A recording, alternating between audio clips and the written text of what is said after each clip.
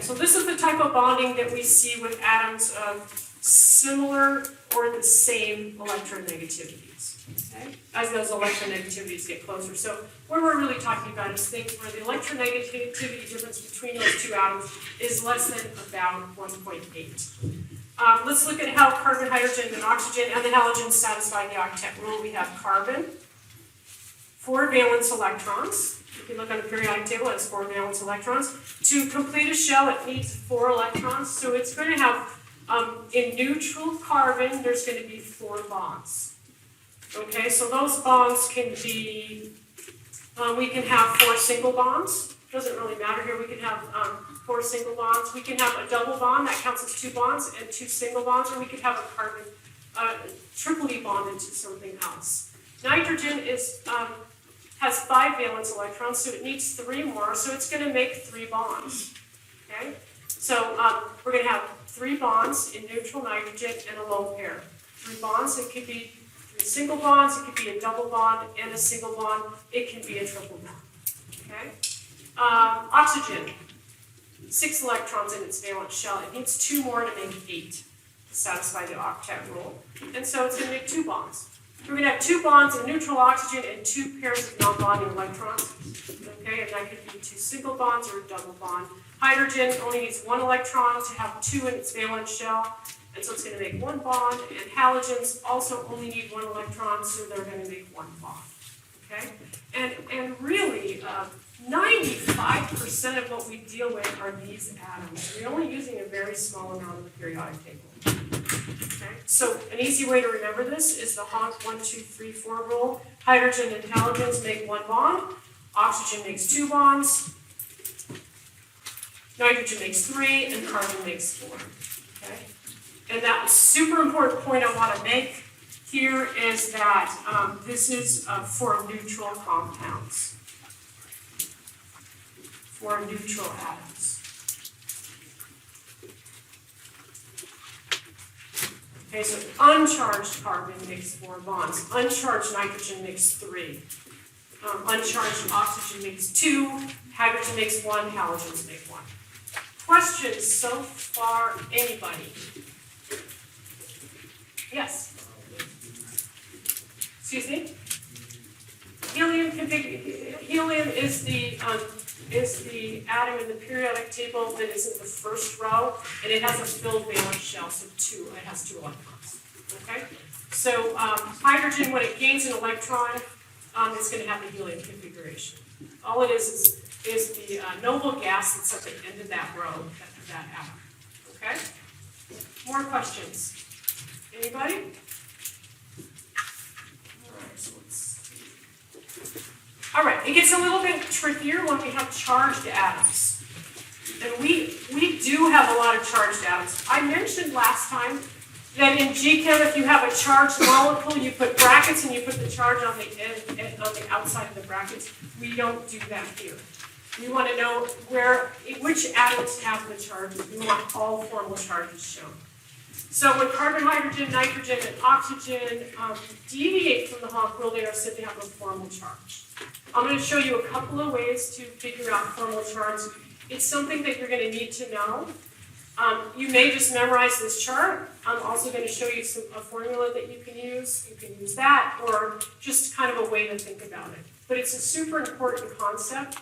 And what I see is that there's people who are all the way in 51C and still get formal charges marked wrong. And if you add up all the points, it ends up being super significant. So it's something that you want to get a hold of right away.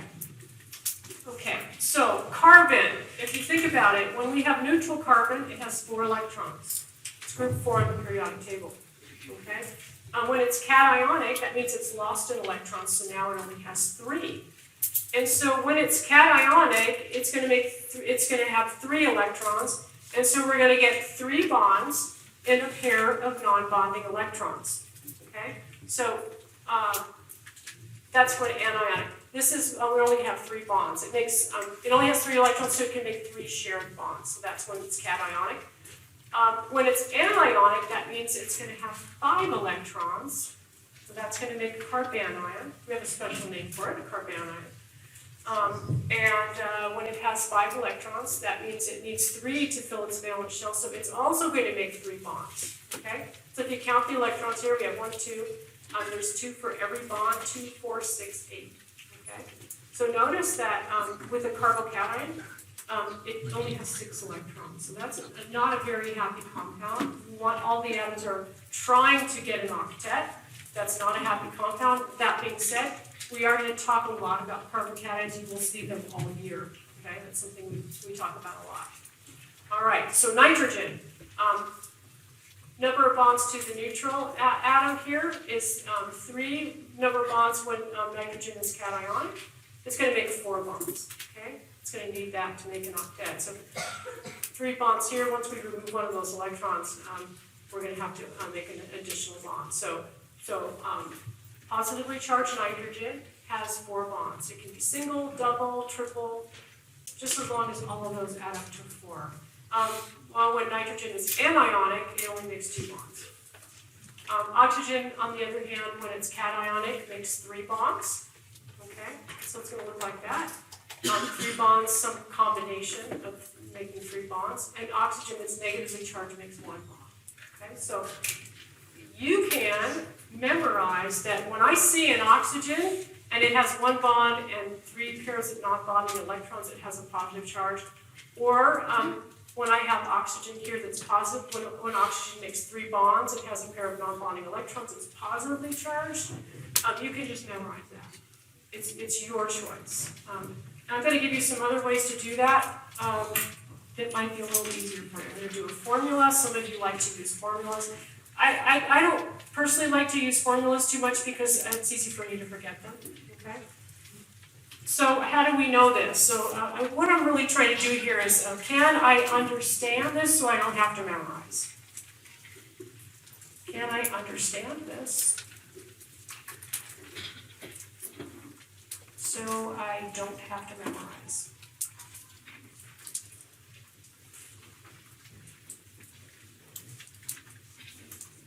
So, memorizing is one way, understanding it so you don't have to memorize is another way, using the formula is another way, and you can do whatever you want here.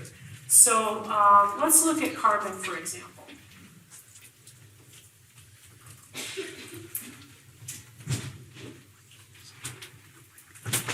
All right, so if we have neutral carbon, we have 4 valence electrons.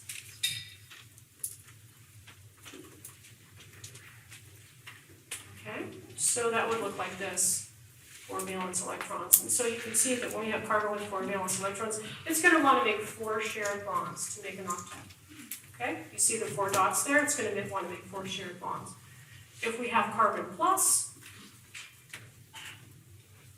there's only 3 electrons, because we've taken one of those away to give it a positive charge.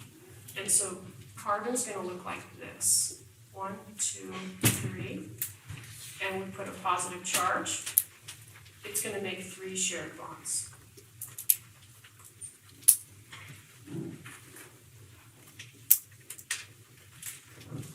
Okay? Carbon, that's a carbanion. So this actually has a special name too, that's a carbocation. It's so special that it has its own name.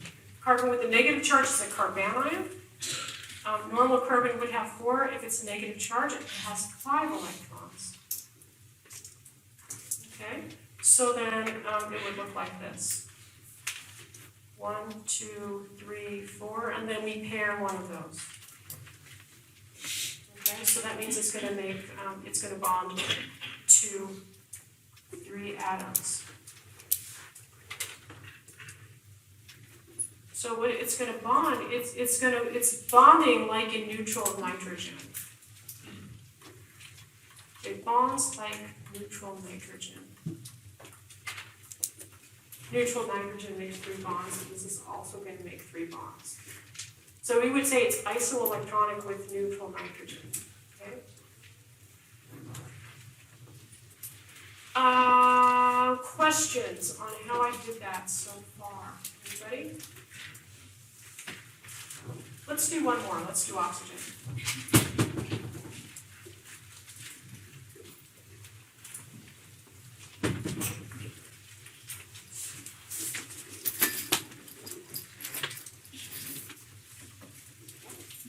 neutral oxygen has 6 valence electrons.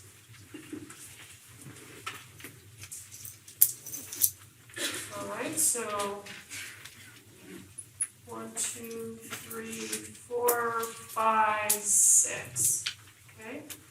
So I took the 4 electrons, I distributed them one on each side, and then now we have two pairs of non-bonding electrons, and it's going to make 2 shared bonds.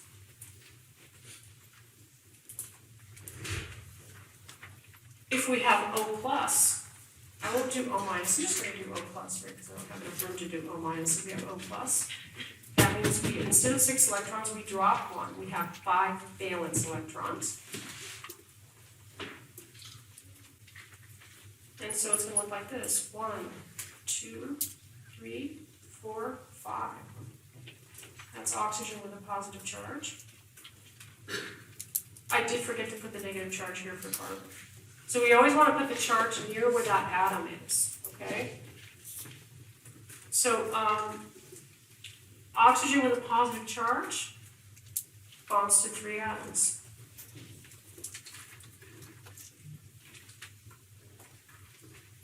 So can you see that, let's look at that. So can you see that positively charged oxygen looks like this? It's going to have the same bonding as negatively charged carbon, okay? And that's going to have the same bonding as neutral nitrogen. Let's go back up to neutral nitrogen. Oh, now it's moving fast.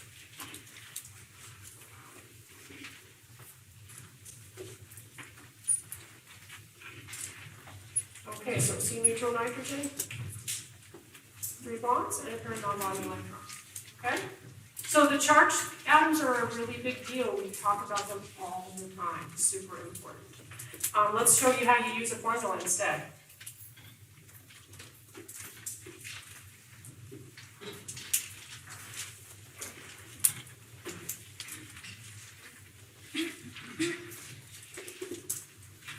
All right, the formula is number of valence electrons minus half the number of bonding electrons minus the number of non-bonding electrons. Okay, so let's do an example of that on the next page.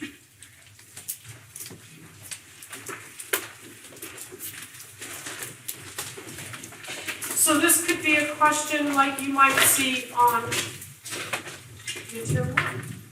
Assign formal charges to any atoms that are charged in the following molecules. So super important things. Number 1, if an atom has a 0 charge, don't put a 0 next to it. Okay? If an atom has a positive, a +1 charge, only put plus, don't put +1. So these are conventions we have in drawing organic molecules. So we're not going to put 0 on anything.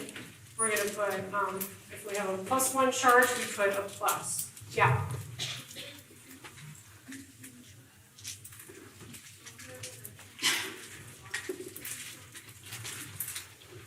Well, we're just talking about, we're gonna talk about that coming up. So you're looking a little ahead, we will talk about that coming up. Okay, so yes, if atoms have a lone pair, they can make bonds to other species. We're talking about just being able to draw a Lewis structure for a molecule. Okay, but you're absolutely right. We will get to that, it's gonna take us a while. All right, so the Hahn rule is super helpful when we're doing a problem like this. We do not have to calculate the formal charge for every single atom, okay?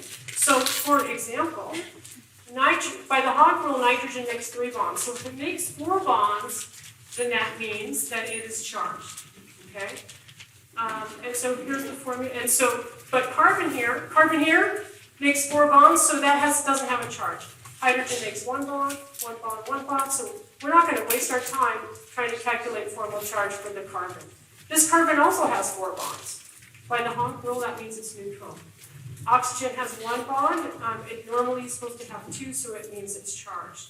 After a while, you're not going to need to use a formula. You're just going to know, okay, that O minus, that's O minus when it has only 1 bond. Okay, it's just going to take a while as you work problems. But let's calculate using the formula. Okay. So we want, so the number of valence electrons for oxygen is 6 minus 1/2 of 2. We have a shared pair of electrons between the oxygen and carbon.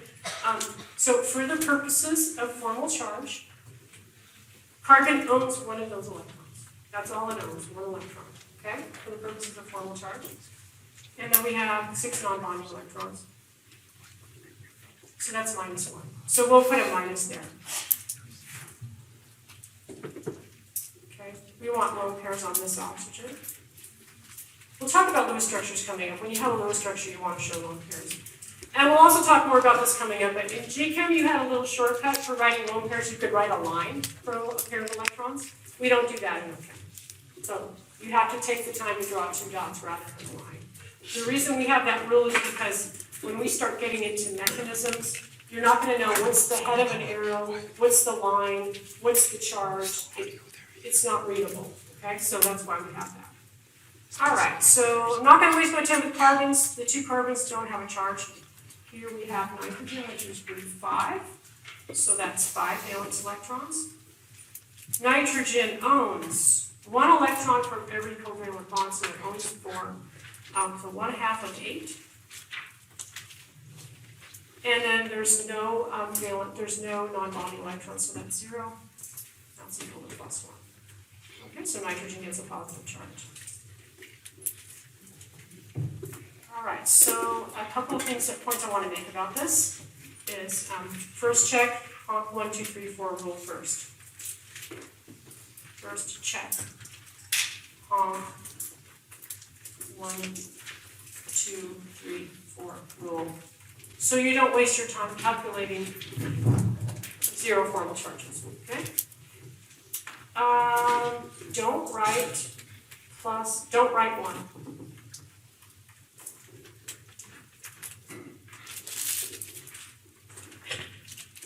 It is understood.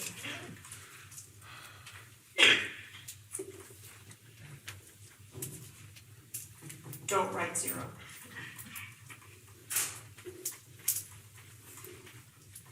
Don't write 0 if an atom has a 0 formal charge.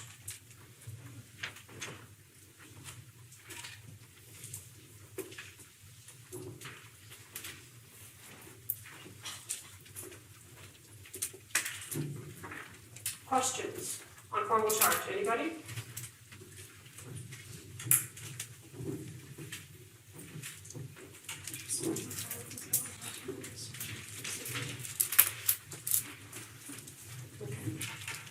Exceptions to the octet rule. We do have some exceptions to the octet rule.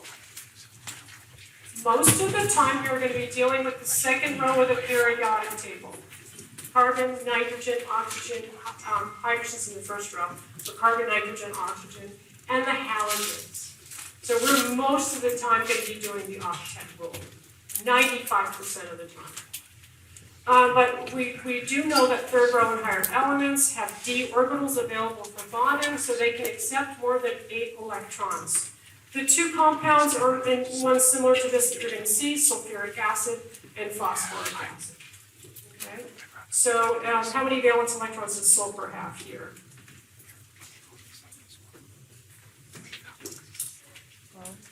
Counting all the ones in its valence shell. 2, 4, 6, 8, 10, 12. 12 electrons altogether. 12 shared electrons. Okay? That's okay? It's a third row element. Carbon will never have 12 electrons around it. Carbon will only have a maximum of 8. That being said, some of you are going to draw carbon with 5 bonds. We have a name for that. It's called Texas carbon. Texas for everything's bigger in Texas. But you don't want to draw that because carbon cannot exceed 8 electrons in its valence shell. Easy mistake to make. Phosphorus has how many altogether in its valence shell? 10, okay? 10 electrons. Okay, for a third row element.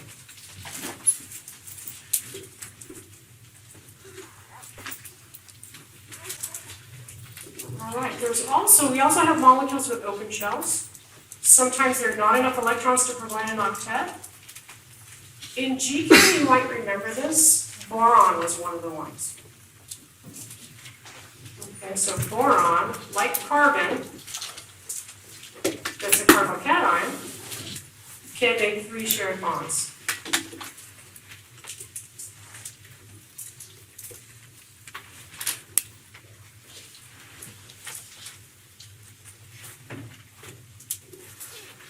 And so one of the things that boron likes to do is make BF3. You may or may not remember this from GChem. So what we have is boron here, and we would have fluorines, 3 shared bonds with fluorine. And then we have fluorine here, we have a shared bond there. Fluorines all have octets, boron does not. Okay, fortunately we don't have to draw it this way all the time. We have a simplified way of drawing that. We have boron with 3 fluorines. Each of those lines needs a pair of electrons, but we do need to draw lone pairs. Sometimes we leave lone pairs off, but when we're drawing a Lewis structure, we always have to have them on. Okay? So only 6 electrons around boron. So we call that an open shell. Okay, so you may say to yourself, well, boron has an open shell, can't it just make another bond with something that's going to donate a pair of electrons, and then we'll have 8 electrons? That's exactly what boron does. It likes to accept a lone pair of electrons, but that's a chemical reaction between 2 compounds. So a very common reaction, which you may or may not remember from GChem, is boron trifluoride. It's a Lewis acid. We'll talk about that in chapter 2. Likes to accept a pair of electrons from something that has lone pairs. And so this is a common thing. Okay? And what's going to happen, and we'll talk about curvy arrows coming up, but with curvy arrows we would see that nitrogen is going to donate a pair of electrons to boron, and that's going to make everybody happy. Okay? So that arrow, notice I used a fishhook arrow last time. This is a double-headed arrow. Okay? So a double-headed arrow means moving 2 electrons. Double-headed arrow shows transfer of 2 electrons.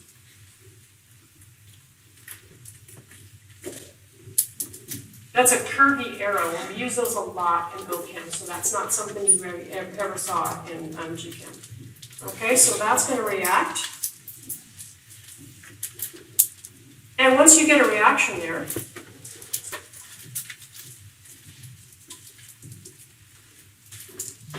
is what it's going to look like. You get a new covalent bond.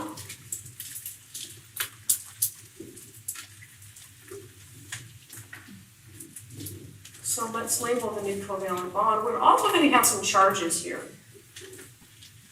Okay, so this is a new covalent bond.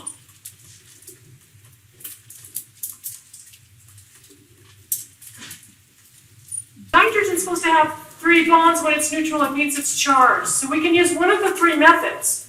After a while, you're going to see nitrogen with 4 bonds, and you're going to say, oh, it has a plus charge. I've done this so many times. I know it has a plus charge.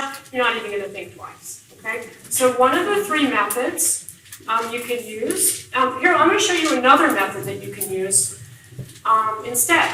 So nitrogen with 4 bonds.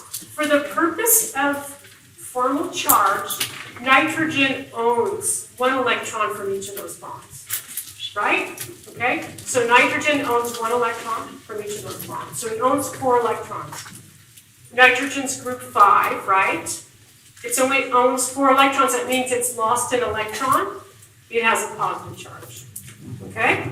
So that's another way to do it. All I'm really doing is the exact same thing you do when you do that calculation using the formula. The problem with the formula, it's easy to make a mistake. I saw one student one time who got a charge of 256. So I don't know how they got that, but you can make a number that doesn't make sense. Okay? All right, let's do the same thing for boron. Well, boron's owns 1 electron from every single bond. It owns 4 electrons.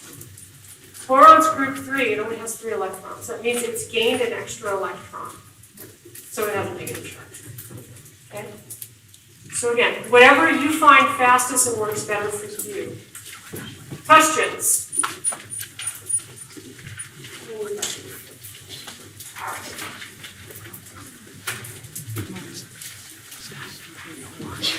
Representation of structure. We have a lot of different ways to represent structure. Molecular formula. Wow, we don't use that too much. I know you use that a lot in GChem. We don't use that too much because it's not very helpful. It's only helpful if you're trying to calculate the mass of that species, that mass of that molecule. And you'll use this in the lab. So that way, you say, okay, I have 2 carbons, so that's 2 times 12.011 is the mass of carbon. When you're calculating those calculations, that's the only thing that's useful for. It doesn't really tell us anything about how those are bonded together, so it's not super useful for us.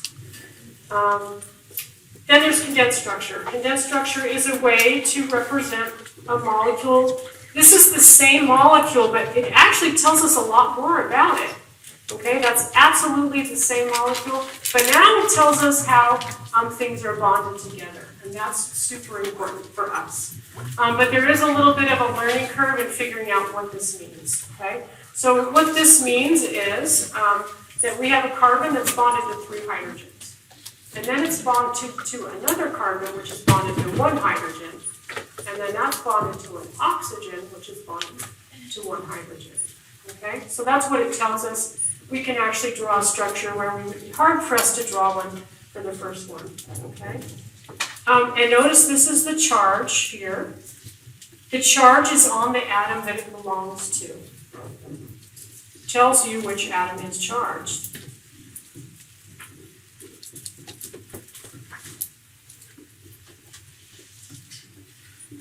If I gave you the molecular formula, you wouldn't be able to do that. You wouldn't be able to know which atom is charged.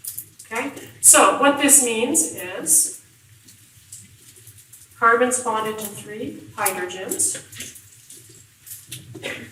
and then it's bonded to another carbon, and that carbon's bonded to a hydrogen because the hydrogen follows it, and then it's bonded to an oxygen, which is bonded to a hydrogen.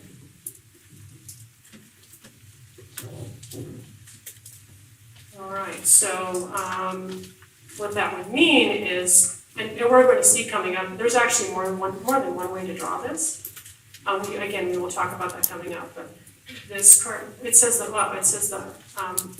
the charge is on the oxygen, so that means that. Let me erase that. That means that the oxygen has 3 bonds, right? The carbon's not charged, so it has 4 bonds.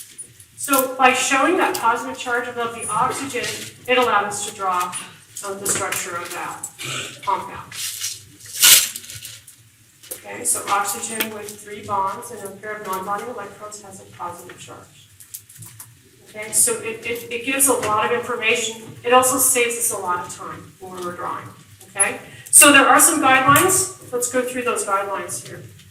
All atoms are drawn in, but bond lines are generally omitted. Atoms are usually drawn next to the atoms which they are bonded, so that's why we have CH3 means this. CH means CH. Parentheses are used around similar groups bonded to the same atom. Lone pairs are usually omitted. Formal charges are shown on the atom to which they belong. Super important. Let's do some examples.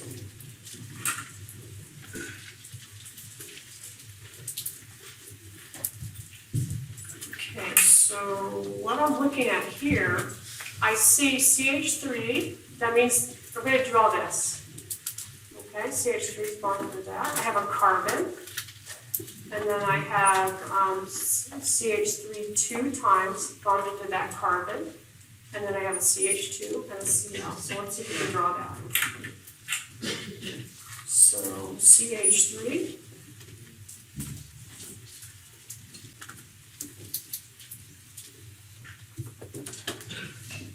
bonded to a carbon. The parentheses, that shows that this carbon is bonded to two other methyls. Now, we're not going to be drawing all of these bonds out very much longer because we have these shortcut ways of drawing things. Okay? And then that carbon is bonded to a CH2. And then we have a chlorine. Lone pairs are optional in condensed structures. So we don't have to put the lone pairs on chlorine.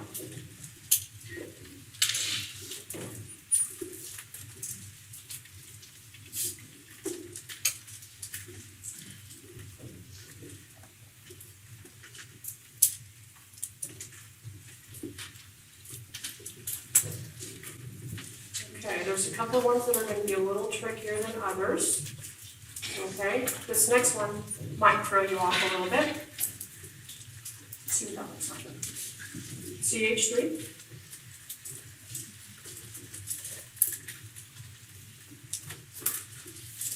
And then we have a carbon bonded to hydrogen. And also bonded to oxygen. And so what that means is that this is what we have. I'm going to go ahead and draw in those lone pairs. It is not, and as commonly, a common mistake, it is not this.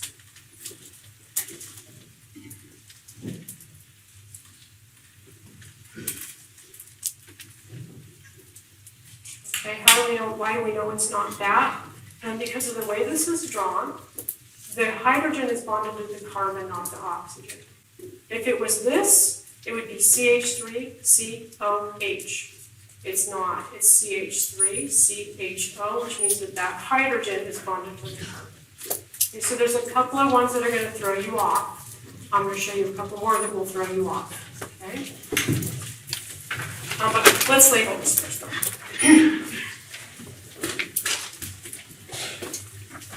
Wrong because hydrogen is bonded to carbon, not oxygen. How do we know why hydrogen is bonded to carbon? It follows it when we write the condensed structure. All right.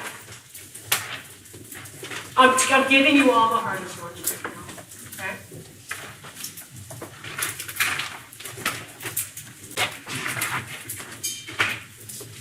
CH3COCH3.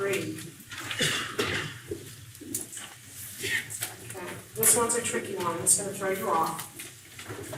CH3.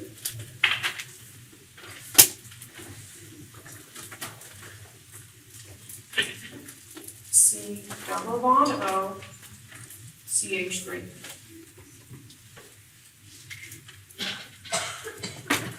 I don't draw it this first way because I think that's going to throw you off, okay? I draw it the second way to make it more clear.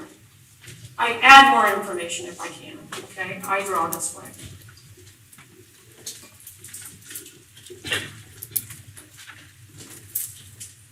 And the reason I draw it that way is because if I don't draw it that way, then 80 to 85% of the class will get it wrong on the test, and that's not what I'm looking for. I'm looking for you to get answers right. I want you to be able to. I want to be able to convey what I'm trying to convey clearly to everybody in the room. Okay, so it is not. So these are the tricky ones that you just have to remember.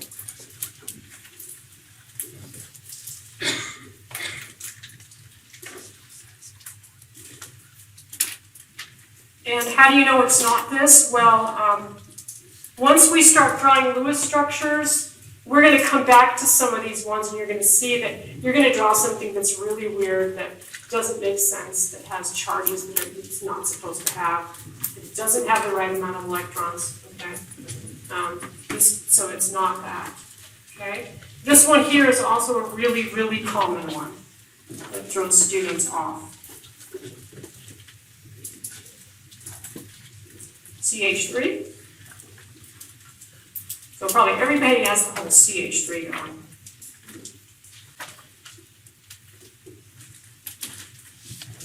Okay, So there's two ways to draw this. I see this way in some textbooks. I see this way in bio books. I don't draw it that way. I draw it this way. And the reason I draw it this way is because those two oxygens are bonded to carbon, and so it looks like this. That's what it looks like. It is not this.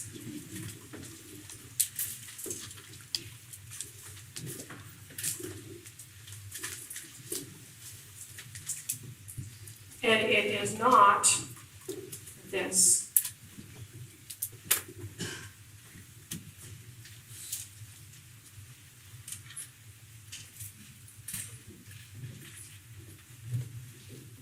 Okay. How do we know it's not those? Once we draw Lewis structures, so that will be Wednesday's lecture, we're going to come back and look at this, and we're going to show why these two other structures are not correct. We're going to show why this is correct, these two are not correct, but we need a little more information before we do that. Okay? So you just have to remember that the CO2 in a condensed structure means that you have carbon bonded to two oxygens. One will have a double bond, and one will have a single bond. Okay? One will have a double bond, one will have a single bond. Same thing with this last one here. Let's draw this one here. CH3. I'm pretty sure we're good on the CH3 here. That's not a tricky one. See how that double bond is drawn in the condensed structure? That's not required. I always do it. That is not required to put that double bond here. I always do it, again, to make it more clear. So we have a carbon double bond.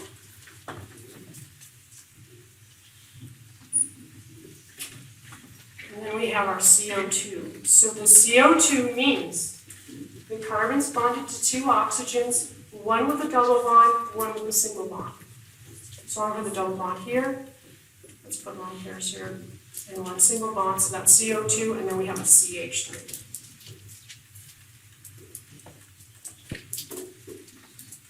So it's going to look like that.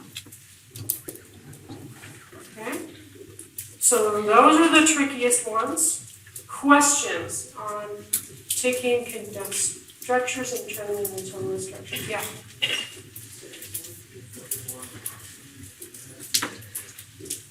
It does, yes. And you get used to kind of leaving lone pairs off because you don't have to draw them in all types of structures. So I'm just having to go back and remember. So thank you for telling me that. Anybody else? Questions? All right. Let's talk about Lewis structures. That's what you really want to know about, right?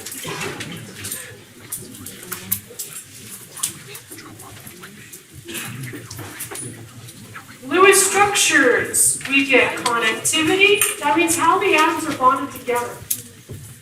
Tells us connectivity and the location of all non-bonding and bonding electrons as well as formal charges. They do not give information about three-dimensional orientation in space. So you can see the way that I drew this here. Those are not right angles in that molecule, but it doesn't matter. It's a Lewis structure. You don't have to show the correct angles. We will draw on structures that show correct angles, but it's not a Lewis structure. So, by the way, if I tell you to draw a Lewis structure on the test, I will remind you that I want to see all non-bonding electrons and formal charges. I will tell you that so you won't forget. So let's do the Lewis structure of the sample compound here.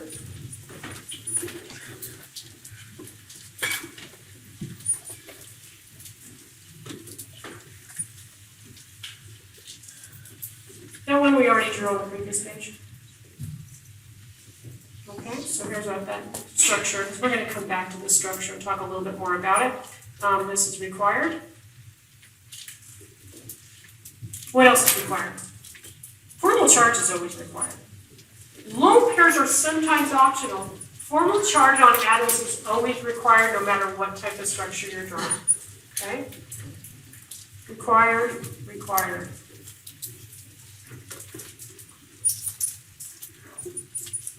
Formal charge. Always required.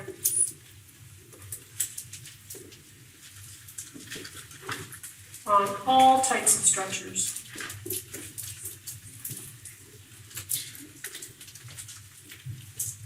Condensed structures, you don't have to have lone pairs. You do have to have formal charges. All right, so there's Lewis structure.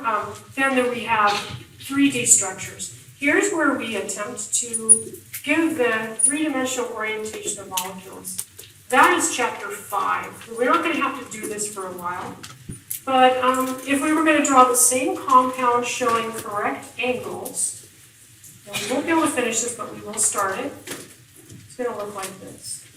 How do we know what the correct angles are? We're going to talk about that coming up after we finish the Lewis structures and resonance structures. Kind of look like this here, where a straight line is bonds that are in the plane of the paper. A wedged means out of the plane of the paper. That means this hydrogen is coming out of the plane of the paper. And a dash means that that atom is going behind the plane of the paper.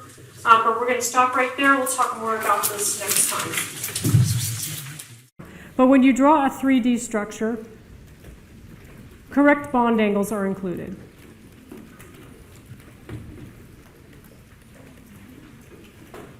Or I should say, correct bond angles are required.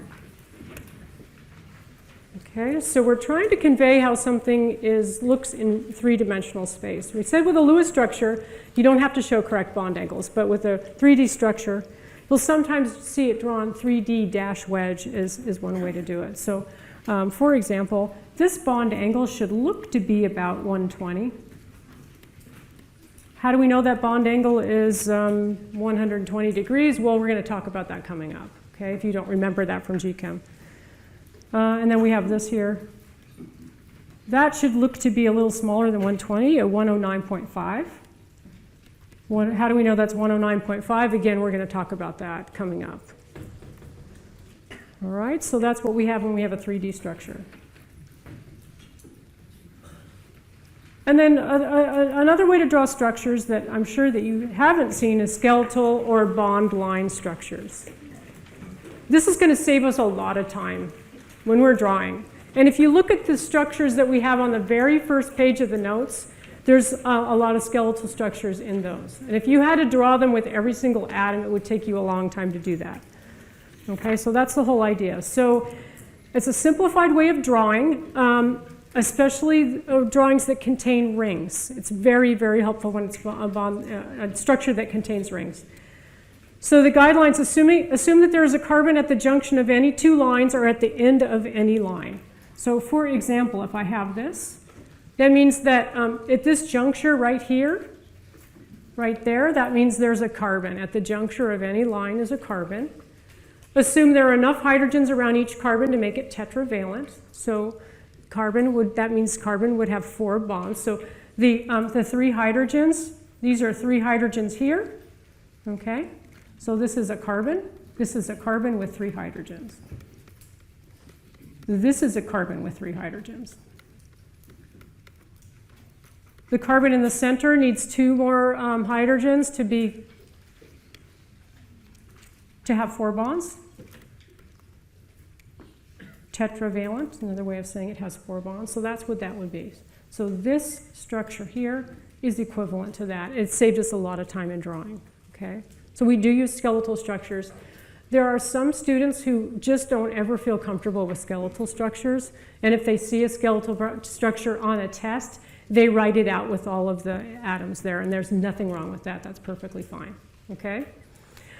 So carbons are understood. Heteroatoms are things other than carbon, like the most famous ones for us are oxygen, nitrogen, and the halogens. You do have to draw those. Carbon atoms in a straight chain are drawn as a zigzag.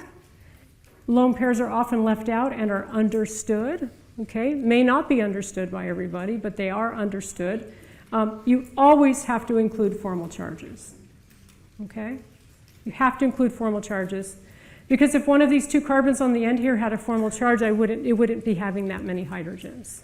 So it needs to be clear to anybody in the whole world what you're trying to convey. And so we always need formal charges in all of the different ways that we have to draw structures. Okay, again, lone pairs don't have to have.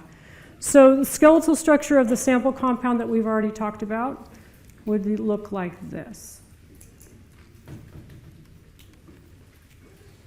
Okay, so let's label what that means. Okay, so this one right here, that's a CH3, that's an end of a line. Therefore, it's a CH3. Okay. There is a hydrogen bonded to this carbon. We want to make that carbon tetravalent. It's not charged, so it needs to be tetravalent. Okay. So the hydrogen bonded to this carbon is not required.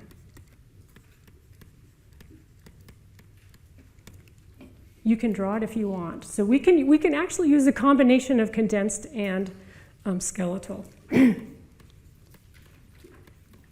You can draw it if you want.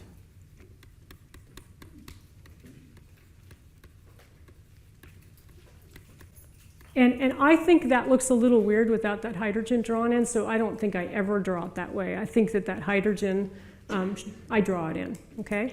This oxygen right here has a positive charge. This is required.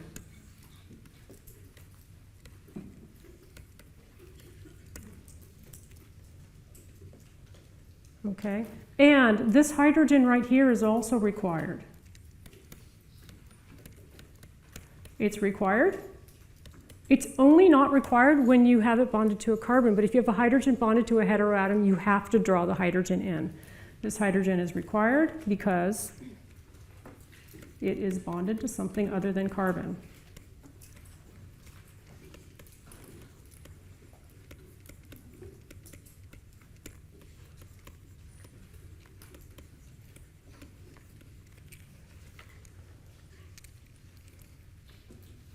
Questions so far on skeletal structures? Anybody? All right, so let's redraw the following compound showing all atoms, lone pairs, and formal charges. Okay, so I'm looking at this carbon right here. That carbon right here is bonded to three things. It's at the juncture of two lines. That means that there's a hydrogen there. So let's draw all of the atoms in. Lone pairs are not required. You can draw them in, though. I'm going to draw them in just for the heck of it. Okay.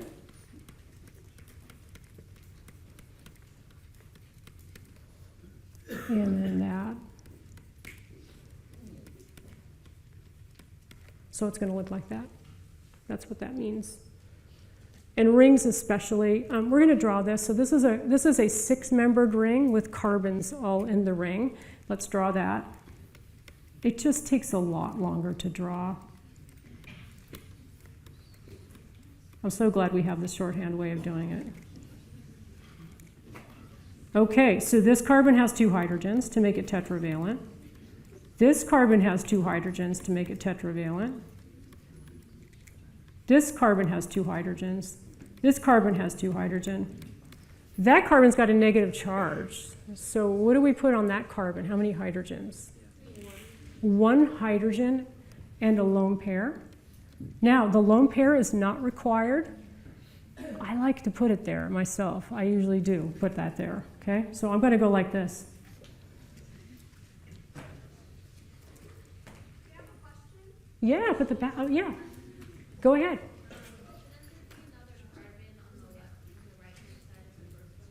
Oh, yeah, this one here, yeah. I heard, yeah, I usually know when I made a mistake because I'll hear a little shh. And I should just ask you. I gotta learn to just ask you. Yeah, I'm missing a carbon. See, I would have missed that one on the test. Okay? Yeah. Everything else good? Everything else looks good to me. So you see, you have to know, carbon with a negative charge has 3 bonds and a lone pair. So it may be worth your while to like just memorize those common charges that we're going to see over and over again. Okay, so let's see. keep it, yeah. Is it okay if you're limited in space to draw the hydrogens within the carbon ring, or no? Yeah, it's generally not drawn that way, but right now you haven't heard that rule, so it's okay. Go at it, you know. Sapling will not let you do that. So it's probably a good idea not to. Sapling will mark it wrong.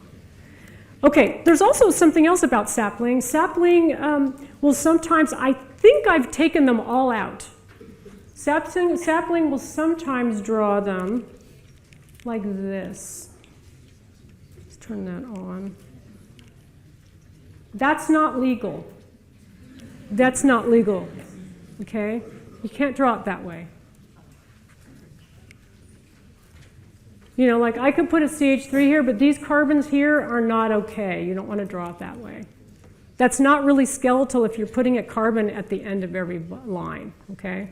So I believe I've taken them all out. If I did leave one in where they draw it that way, please let me know so I can remove it from the worksheet, okay?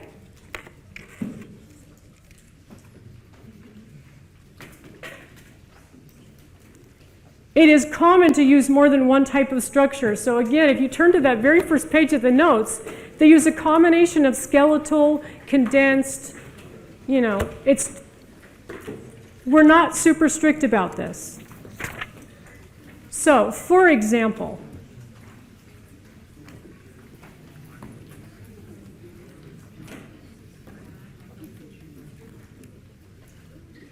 all right, so I didn't want to draw out that oxygen-carbon bond, and I didn't want to draw the 3 bonds to hydrogen for that. That's okay.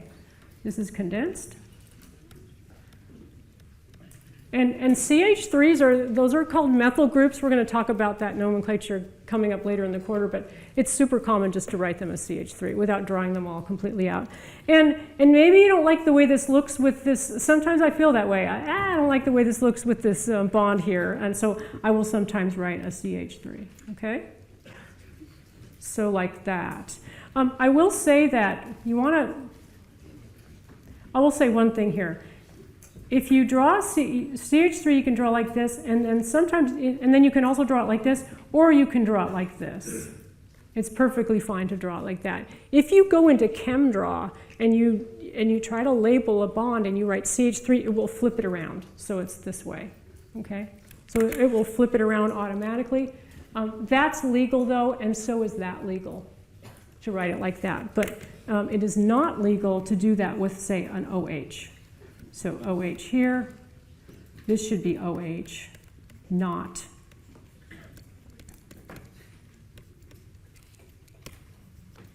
OH.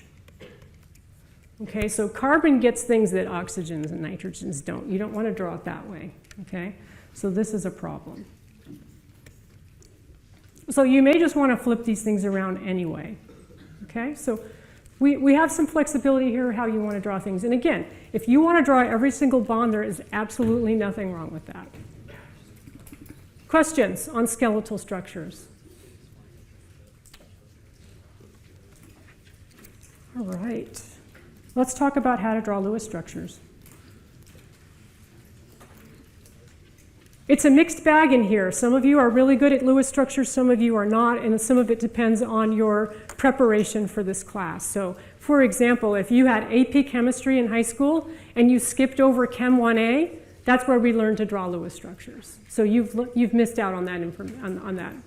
And also it might have been a couple years since you've had AP chemistry. So we start from ground zero here and talk about how to do this. A couple things are different than, in some ways it's easier than GChem. GChem you have the whole periodic table. Here we just have a very small amount of the periodic table. And so, but one thing that's really different is in GChem you always had a central atom when you were drawing Lewis structures. We don't necessarily have a central atom. So, for example, where's the central atom here? There is no central atom, okay? So that's something that's completely different. All right, let's talk about the traditional method, and then we're going to have shortcuts that we can do. And as you go along, you'll be adopting more of the shortcuts. Arrange atoms in the proper orientation. We have condensed structures, so that's easier for you to do than maybe in GChem. Sum the valence electrons for all atoms. Sometimes we don't even have to do that, but if you have a charged molecule, I highly recommend that you add up the electrons. Okay, so you make sure you're drawing it correctly. Distribute electrons by placing bonds between atoms. One bond is 2 electrons. Use remaining electrons to satisfy the duet rule. You're going to distribute the extra electrons. We'll look at some examples. That's the best way to see how to do this. If all of the valence electrons are used and an atom doesn't have an octet, then you're going to form multiple bonds where possible. Okay, so that's what we're going to be looking at here. The other way to do this is to use the Honk 1, 2, 3, 4 rule for neutral compounds.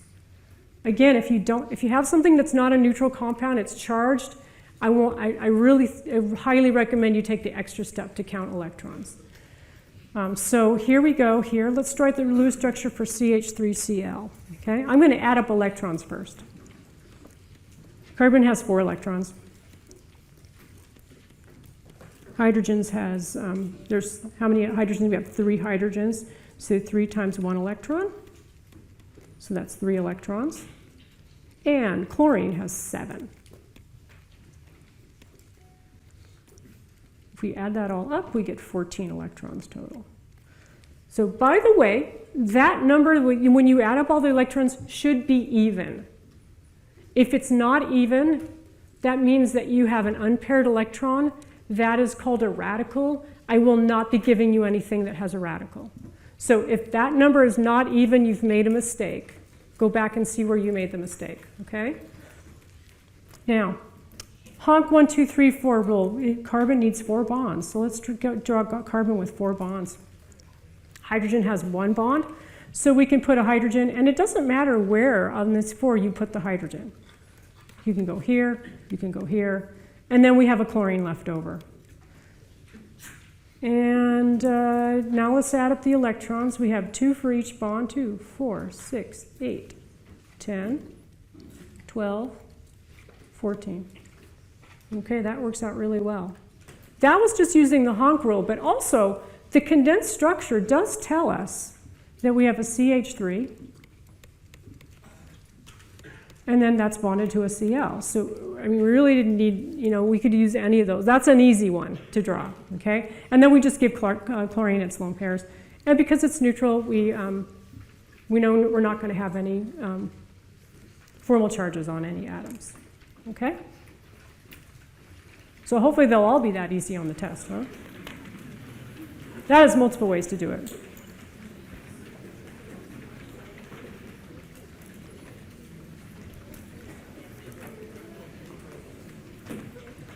All right. Oh, I do want to, I know you've already turned the page. Sorry about that. I do want to say a couple things here.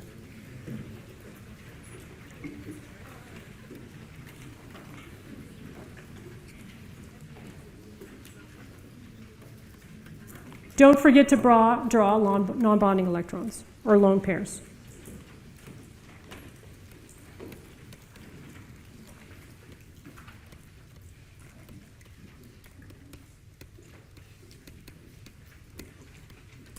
Also known as lone pairs. If it's a Lewis structure, I want to see all of them.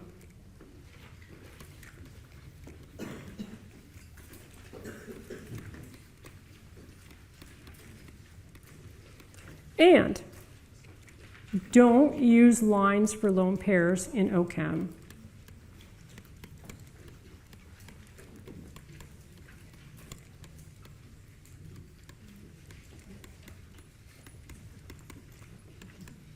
I know you like that little shortcut, but we don't use it in OChem. So what I mean is, and let's change the color here so it shows up a little better. We don't want to do this.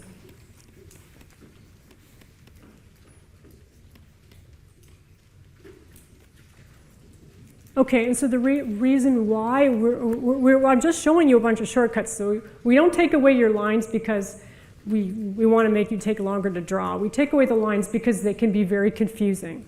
Okay, like so for example, like if you have a carbon with a line, is that a carbon or is it a chlorine? And since we have formal charges, if you have a line there, what if you have a negatively charged chlorine? Is the line for the lone pair, or did you leave off the negative charge?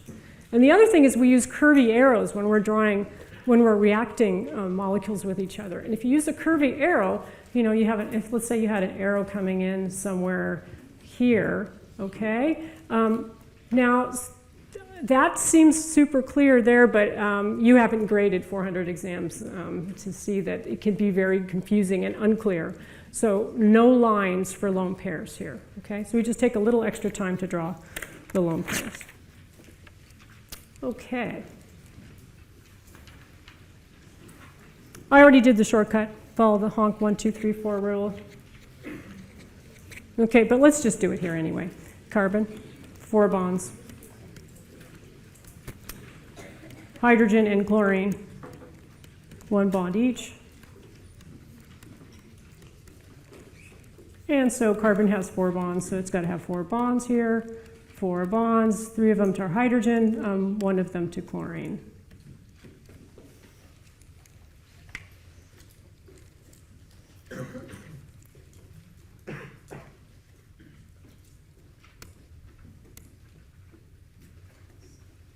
All right, let's do the structure for ethylene. So when we get into 51B, you'll be able to draw ethylene just by being given the name. Right now, you're not going to be able to do that. So let's go ahead and add up electrons for ethylene. We have 2 carbons, so 2 times 4 equals 8 electrons. We have 4 hydrogens. 4 times 1 equals 4 electrons. We have 12 altogether. Okay. And so it says there's a CH2 followed by CH2. So let's draw the CH2.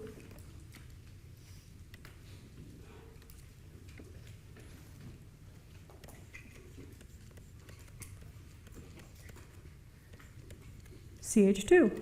Again, these bond angles don't make any difference here. It's a Lewis structure. Now let's distribute electrons. We've already distributed some of them. We have 2 for every bond. 2, 4, 6, 8, 10. 1 more pair of electrons. Okay? Let's put that here. We could put that on either carbon. Okay? So we see that this one does not have an octet. If we have a lone pair next door and we don't have an octet, that means we can draw a bond there. So we can just take these electrons and move them. I'm going to move them so they're between the 2 carbons. So I'm going to turn that lone pair into a covalent bond. And then I'm going to draw it like this.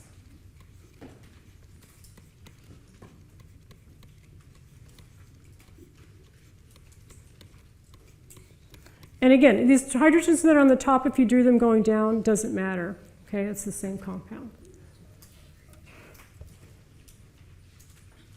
Questions on that one? Anybody?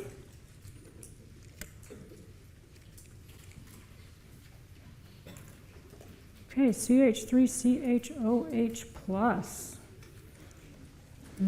Okay, let's do that.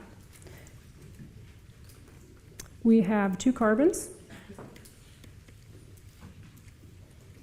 That's 2 times 4 electrons. I'm going to go across this way, have a little bit more room that way. We have 5 hydrogens. That would be 5 times 1.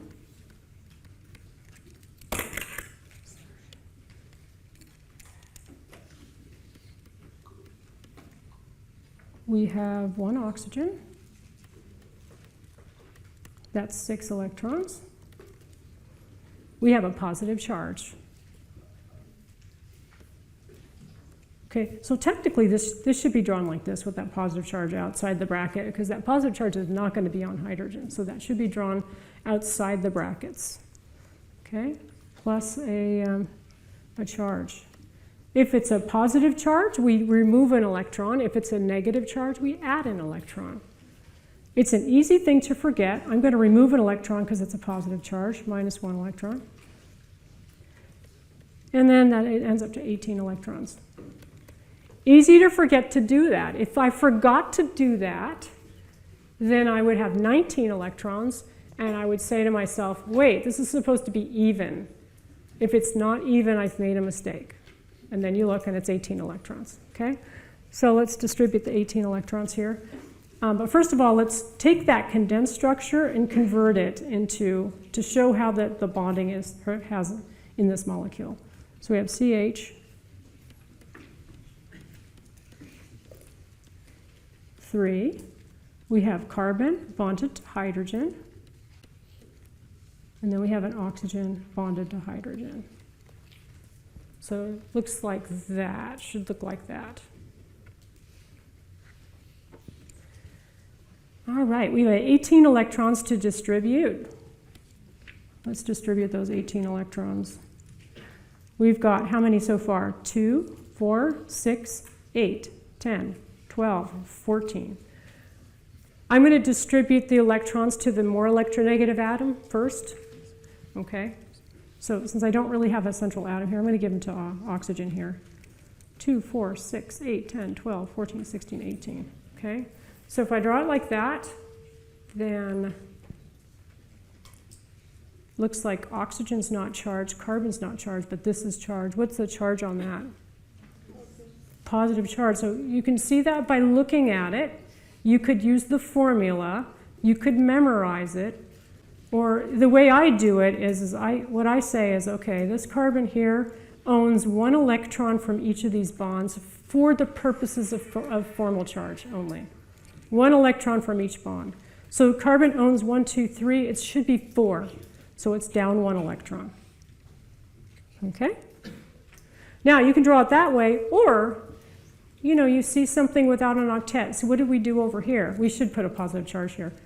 What did we do? When we have a lone pair right next to a positive charge, that means that we can move those electrons here, and we can make a bond there. Okay? So we actually have 2 different ways to draw this structure. So if you drew either of these, they would both be correct. They're 2 resonance structures. When we have multiple ways that we can draw something, those are resonance structures. So now the oxygen had 2 lone pairs. One of those lone pairs we moved over, and notice I put the arrow, the curvy arrow to move those 2 electrons halfway in between the carbon and the oxygen. We've taken that lone pair and we've turned it into a covalent bond. Now this carbon is no longer charged, but this oxygen is charged. So let's do it that way. So oxygen owns all the lone pairs and 1 electron from each bond. 1, 2, 3, 4, 5. 5 electrons, it should be 6, right? Oxygen, group 6 should be 6, so that means that we have a positive charge there.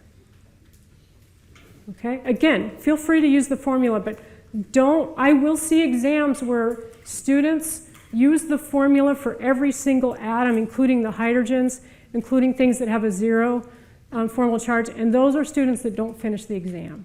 Okay, so I want you to make sure that you're only calculating that for things that need it. So don't forget formal charges.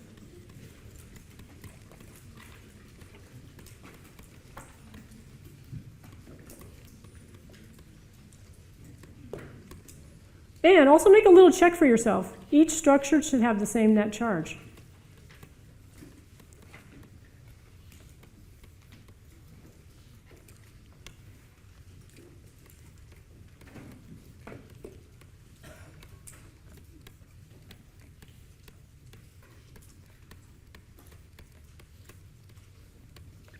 All right, so if structure number 1, we know the overall structure has to have a positive charge. Structure number 1 has a positive charge. Structure number 2 has a positive charge.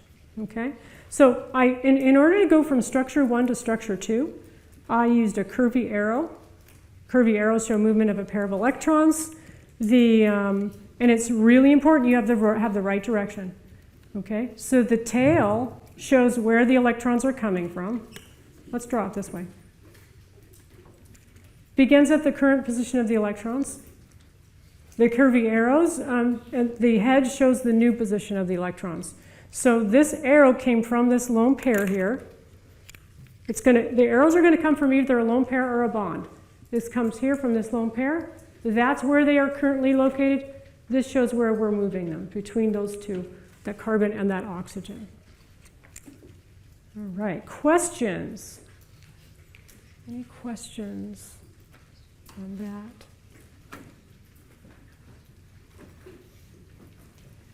important points about this example. I have a question for you. Yeah. When it comes to the curvy arrows, does it matter whether you put only one side of the arrow or make it like two? It does matter.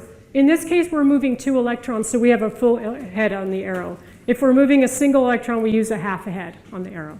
Okay, so fishhook. All right, more questions?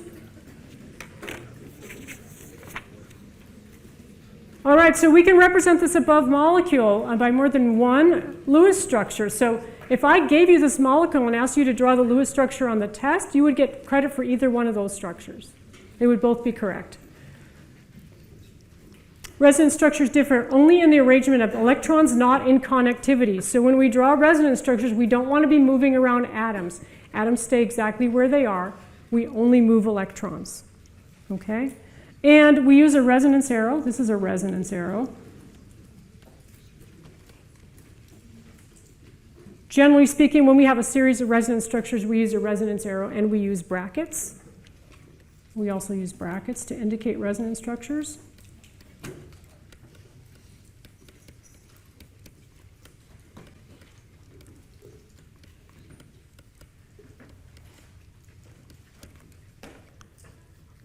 The actual structure of the molecule is a resonance hybrid of these two structures.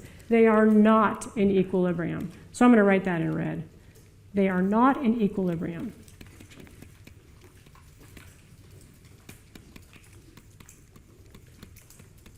All caps for that. Because there's a tendency, even when you know this and you learn this, to still think of them going back and forth. They are not in equilibrium. So let's review our arrows. We have a resonance arrow here, equilibrium arrow. We have an arrow going one direction, we have an arrow going the other, or we have it like this. You'll see both of those. Those are equilibrium arrows, not to be confused with the resonance arrow. We have a reaction arrow. You know, A plus B goes to C. That's straight. And then we have curvy arrows. So this answers your question over here. That's a curvy arrow showing the movement of a pair of electrons, and then we have a fishhook arrow showing the movement of a single electron. So those are all the arrows. So that's not an equilibrium arrow. We're going to need an analogy for this because it's hard not to think of those things going back and forth. So this is a plum. This is an apricot. This is a pluot. Okay? So you cross a plum and an apricot, you get a pluot. So the pluot is the analogy for the hybrid. When you have a pluot sitting in your hand, it is not changing back and forth from a plum to an apricot to a plum to an apricot, from a plum to an apricot. It's a pluot, okay? So that's the true structure. So our hybrid is the pluot. That's the true structure of the molecule. And I can say that a bunch of times, but you're always going to think of that thing going back and forth. But yeah, they're not going back and forth. So what we're going to do is we're going to draw a hybrid structure. Now again, weird stuff happens when you go from a Mac to a PC, so number 4 should be correct on your page. So I want you to be able to draw hybrid structures, and I think that seems to be the hardest thing in this chapter for students, to draw the hybrid. So what you're going to do is you're going to draw everything that's not changing, all of the single bonds you're going to draw. You're going to draw dotted lines for pi bonds that are changing location or not showing in every resonance structure. You're going to do that.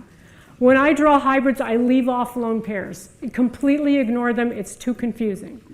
So forget about the lone pairs. Draw the bonds. Any bonds that are changing are dotted. Partial charges for charges that are changing locations. So in that last structure, we had a positive charge on carbon. In one of the structures, we had a negative charge. We had a neutral charge on carbon. And then in the other structure, we had a positive charge on oxygen. In the other structure, we had a 0 formal charge. So that means those would be partial charges. And to make this easier, I don't know how it did that to make this easier, but let's draw a hybrid structure for that compound we just drew.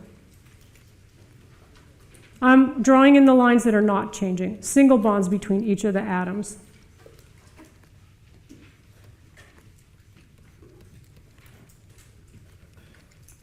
Okay.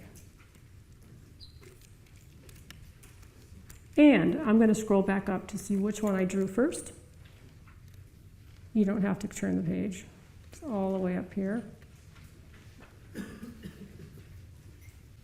All right, so notice in the first structure here, I have a single bond between the carbon and the oxygen. Here I have a double bond. So that's the pi bond's going to be dotted. I'm leaving off the lone pairs because it gets too confusing. In this structure right here, I have a positive charge on carbon. In this structure, it's 0. So it'll be a partial positive. In this structure, I have a 0 charge on oxygen. In this structure, I have a positive charge, so that will be a positive. Okay, so let's go back and do that. All right, so dotted line here. Positive, partial positive here, because we're changing charge on that atom. Oxygen here also has a partial positive charge.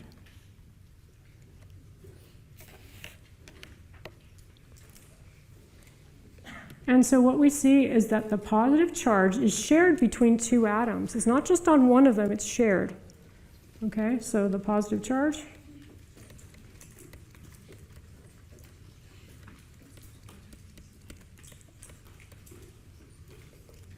is shared between the carbon and the oxygen. So we have delocalized electrons. That's going to be a big deal here in this class, delocalized electrons. Okay, and the reason these are positive is that we have, for this carbon right here, it has a positive charge in the first structure.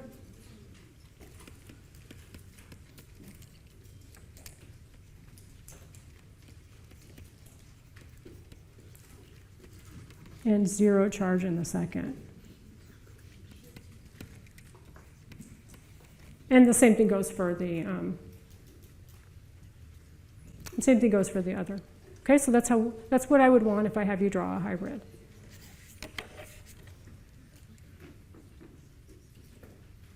Questions on drawing hybrids? Anybody? Yeah. Let's say you wanted to draw the lone pairs on that. How would you? If you wanted to, in one resonance structure, the oxygen has 2 lone pairs. In the other resonance structure, it only has 1, so I would just draw 1 lone pair here. But again, I really think it's easier if you don't do that. Okay? More questions on hybrids? More important points about resonance structures. Resonance structures are not real. Okay? Any individual resonance structure does not accurately represent the structure of the molecule, only the hybrid does. So the hybrid's real, the resonance structures are not real. That being said, we're going to be drawing resonance structures all year long, so they're real enough for that we need to draw them. They're not in equilibrium, we already said that. They're not isomers. 2 isomers differ in the arrangement of both atoms and electrons, whereas resonance structures differ only in the arrangement of electrons. Okay? So for example, if we go from here to here, if we take the electrons in one of those pi bonds and we move it onto oxygen, we get this structure. So the electron pair moves to a different location.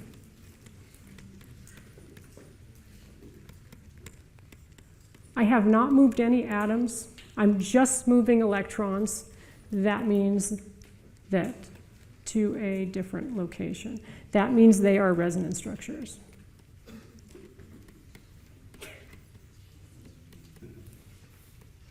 Over here, you can see that, okay, we're moving electrons and we're moving an atom. So this hydrogen here is bonded to oxygen, and now it's bonded to here. So the atom is moving to a different location.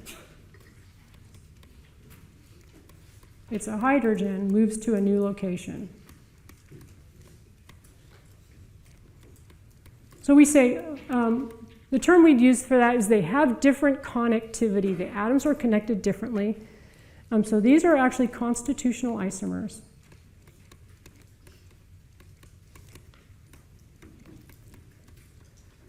So I rarely use the word just isomers, okay, because we want to be more specific. These would be constitutional isomers.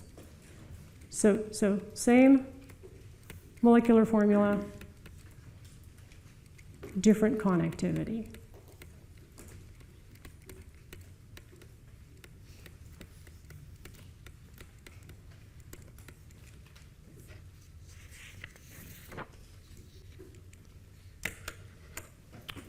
All right.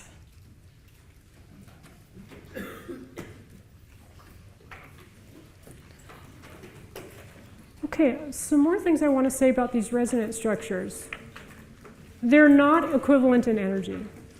So when we draw a hybrid, we kind of draw it as if that hybrid we've already drawn is kind of like you have 50% of this one and 50% of that one. It's not really true in reality. So one of the things we want to be able to do is rank resonance structures so we can see which one's more important, which one's less important. Okay?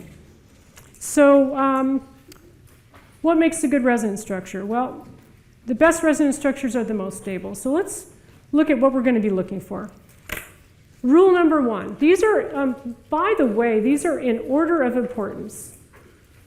In order of importance. I wrote that in a different color so that would stand out. The most important thing is rule number one. Resonance structures with more bonds and fewer charges are more stable. Resonance structures in which every atom has an octet are more stable. Resonance structures that place a negative charge on more electronegative atom are more stable. Okay, so rule number one and rule number two go together and they are the most important.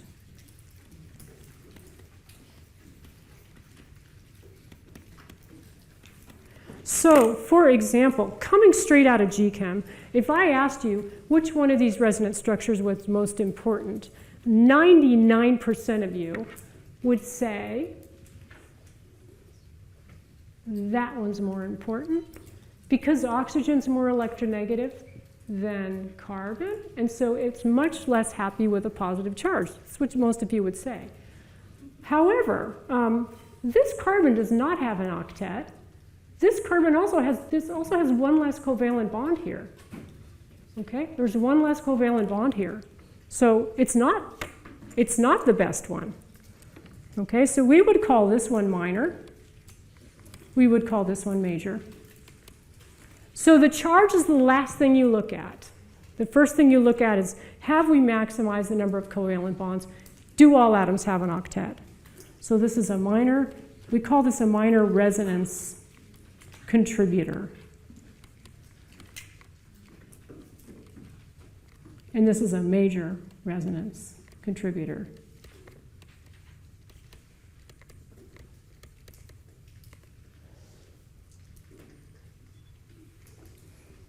Okay, so if we count all the covalent bonds, we have fewer.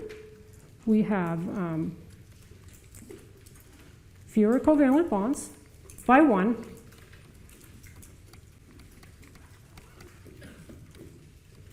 We only have 7. Over here, we have 8 more covalent bonds. That's better, more important.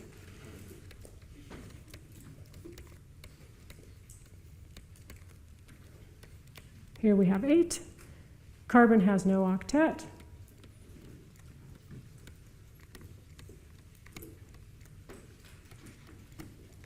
Over here, all atoms have an octet.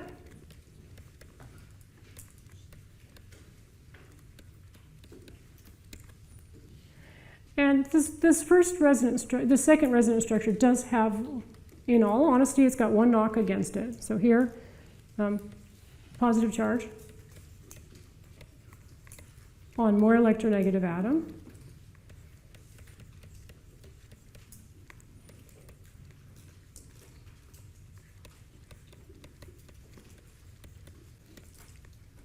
So that's bad, but it's not bad enough to make this one.